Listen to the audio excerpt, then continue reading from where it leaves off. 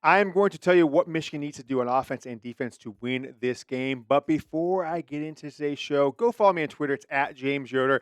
I just am getting bombarded. Everything I've tweeted this entire week, it's been 60 Ohio State fans in the comments just talking trash, taking shots at the team, taking shots at me. If you're a Michigan football fan, which I know you are, go over there on Twitter, X, follow me at James Yoder. Help me fight the battle against Ohio State fans. Any tweet you see of mine, just comment beat Ohio State again, comment Bosa, or tell an Ohio State fan that their program has lost 4, soon to be 5 straight against Michigan. Let's jump in today's show, starting right now. I'm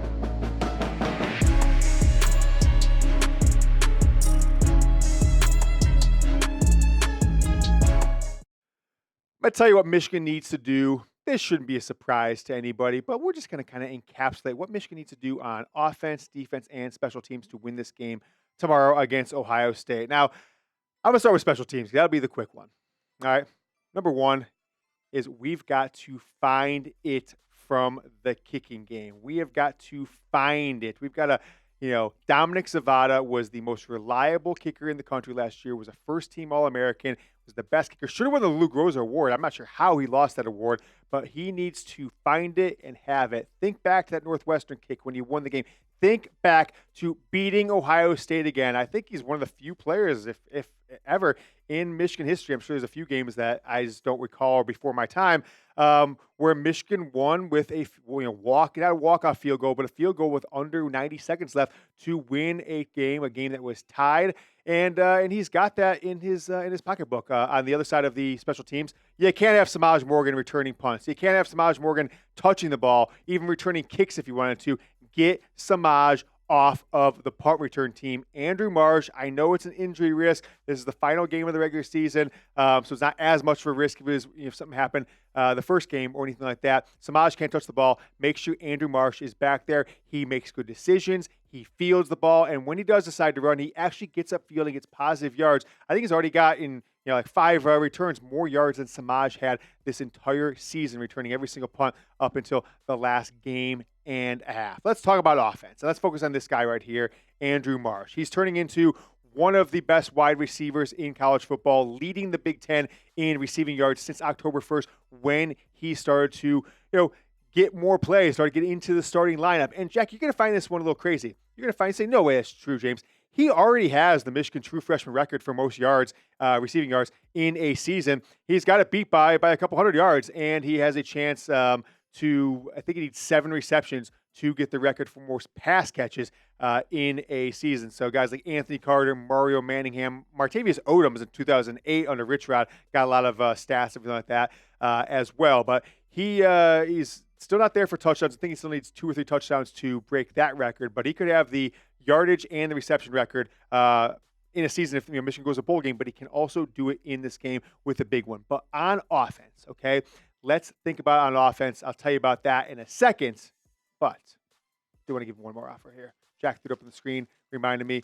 Bryce Underwood jersey giveaway. I have got 8 Bryce Underwood jerseys. I'm going to give 2 of them away this week. We talked about it on Wednesday night, and here on Friday, tomorrow's game, I've got 2 mediums, 2 larges, 2 extra larges, 2 XXL. Take this video, whether you're on Twitter, if you're on the app, just hit the share icon, share to Twitter, tag me at James Yoder. If you don't tag me, we're not going to be able to find it. So do that. We're going to do 2 giveaways early next week, one for this video, one for Wednesday's video. So if you watch both videos, share them both. If you didn't watch Wednesday's video, go back and share that one too. Have an entry in both. Probably do a duck race, maybe the easiest way for it. And we'll pick a winner for a Bryce Underwood jersey. I will ship it out to you so you have it for the college football playoff and watching your Wolverines, I believe, play in one of those games. Let's keep talking about offense. Talk about this guy, Bryce Underwood. Number one thing for him, just don't make any mistakes. Don't do what you did against Northwestern and make back-to-back misreads on 2 straight possessions and not see that linebacker, not see a safety, and just lock onto a guy, throw it, and gets intercepted. It was actually 2 easy interceptions for Northwestern. Frankly, it was threw him right in the breadbasket of their defenders. Now, the other mistake he made, which wasn't the same on the read option, is running left, seeing a guy, then trying to say, hey, I was doing this in high school. I've got all the arm strength in the world. Turn, twist your body when you're still near the pocket, when it's not like you're throwing downfield, and throw over the middle like that, right?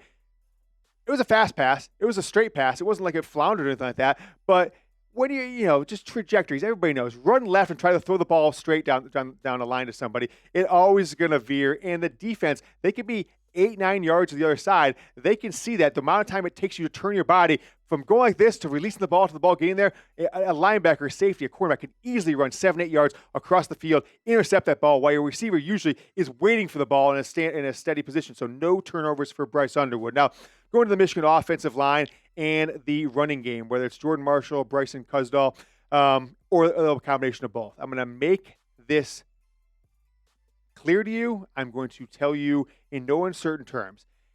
You got to give it everything you got on every single damn play. Every yard matters in this game. Every block matters in this game. Every single time you put your pads and your helmet on an Ohio State defender, if you're an offensive lineman for Michigan, if you're a tight end for Michigan, block their ass until the whistle blows, and not a second longer and not a second sooner. Do not give less than 100% on any single play of this game, and you're going to win the ball game. Think about that play in the end zone 4 years ago where an Ohio State player kind of got up, tried to rip a Michigan player's helmet off. What happened? The entire offensive line just came over, surrounded him, didn't throw any punches, but they were showing that we are tougher than you guys. We're not going to put up with your BS, and this is our game. This is the game that we are going to win, and I am excited to see it for Michigan. So you got to get the running game going. Pass infrequently, but make the passes count. What I don't want to see in this passing game at all is the Bryce Underwood step back in the pocket, the rush come from this way, and he does the step back throw down the sideline to either Andrew Marsh or to Donovan McCulley, a very low percentage pass. He hasn't figured out how to throw like the back shoulder pass so he can kind of come back for it. It's a very low percentage pass. I'm not sure if he's completed more than one or two of them on 15, 20 attempts this entire year. Everything he does should be short or long, but down the field where the guy is not on the sideline, literally has no wiggle room to catch the ball. If you're going deep down the sideline, make sure there's no safety, and make sure the wide receiver is not standing basically on the sideline. He's got a couple yards either way to make a move. No turnovers for Bryce Underwood. Offensive line, running game, every inch. You get hit, you're about to go down, stretch forward, right? Keep your hands on the ball, stretch forward, win the game. 175 yards rushing. That's the number. Michigan hits it. They're going to win this game. Guys, it is Black Friday, and we're going to put some other stuff on the what's it called? The posts on the YouTube, the community posts today. But these two items are still on sale. The Michigan Jordan Mays t-shirt was $40, now still $28 here on Black Friday. And the Dusty May sideline Q-zip that I bought that I love, so comfortable, so form-fitting, so good-looking. People are like, whoa, that guy's got a great outfit on right there. Was $90, now $38, chatsports.com/QZip. If we have any more deals that come up today, we'll put them down in the comments of this video and the description as well, but those two items will be there. Check my Twitter account, check the community page. We'll be putting up all the deals that we have here on Black Friday, and then we'll do some more on Cyber Monday. Michigan's offense, you need to score some points, right? You can't win this game, I don't think, 13-10 like you did last year. Now, this is a great defense they're going up against. It's all going to come down to execution, play calls the right time, and giving it everything you've got. I want to be very clear what I say. I say this to my basketball team, right? Third grade basketball team, we're a wagon. They might move us up into the toughest division in the city of Dallas, which, be tough, but we'll do it. I say this every game before we have. I took it from Jim Harbaugh. All I ask from you today is I want you to play as hard as you can, as fast as you can, for as long as you can. Every single play, give it everything you got. Do that, win the ball game, and that's going to be that. I want to know from you guys, though, first Ohio State-Michigan game, right? First Ohio State-Michigan game that you remember the Wolverines getting the win over Ohio State. I went to a game in the late 80s when I was a young wee boy. I don't remember the exact year, 87 or 89, I'm guessing. I don't remember the game at all, but I know I was there. I don't remember that one. Michigan did win the game. The first one I remember was 1991. I distinctly remember watching it where I was, my house in I'm not going to say the city, but too much information, but my house growing up in the living room, Desmond Howard posing for the Heisman. I remember that vividly. That's the first one I remember. Let me know the first Michigan win you guys remember. And speaking of Ohio State and win. Today's the last day in our week-long subscriber battle that we were challenged to by our guys over at the Ohio State Football Report. And thank you to you guys. Hard work by Jack, hard work by me, dedication by the audience. We have now taken the lead with, 12 hours or so to go here. We're 338 subscribers added this week. They're at 320.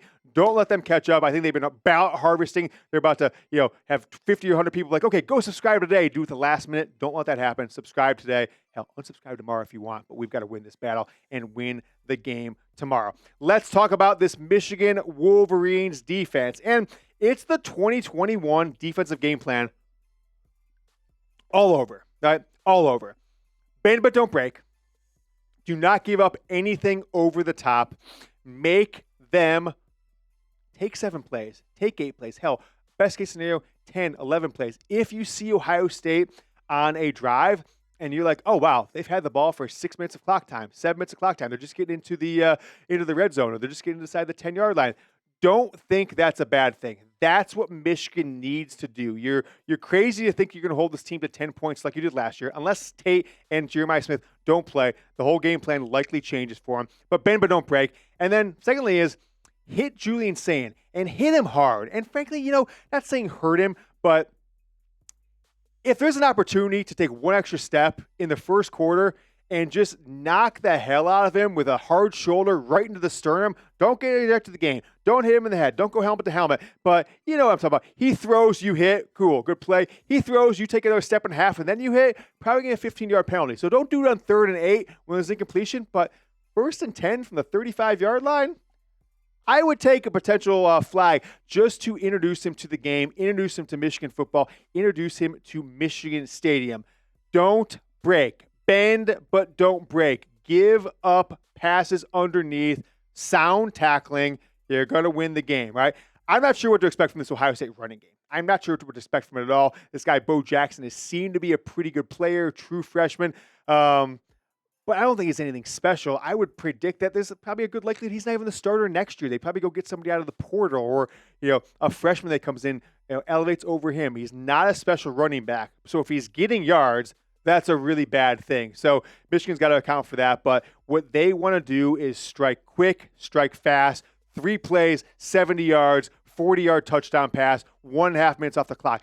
That's what Ohio State is looking to do. If you're Michigan, you are not going to win a 44-41 shootout with the Buckeyes, at least I don't think. So hit him hard, hit Julian Sayin, make him fall to the ground, get his body cold, make him put his hand in the turf on Michigan Stadium, that cold turf. It's ready to get up. It's like, oh, doing one of these, okay? Doing one of these. I want to know from you guys, though. Be honest. Be 100% honest. Do you believe that Michigan can beat Ohio State again? Type yes if it's yes. Type N.